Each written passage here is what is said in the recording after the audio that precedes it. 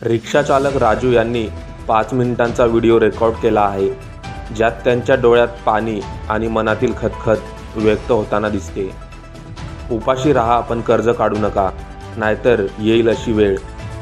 पिंपरी चिंचवड येथील रिक्षाचालक यांनी सुसाईड नोट लिहित केली आत्महत्या.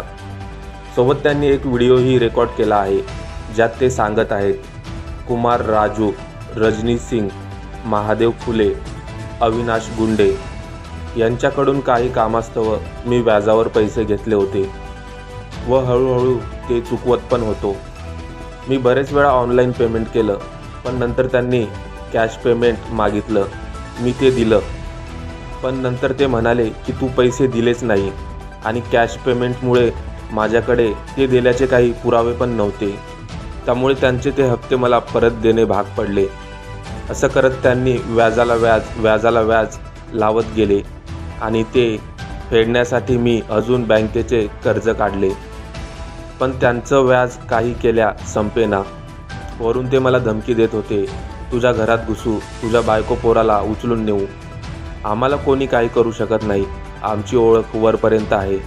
मी माझं जीवन संपवत आहे.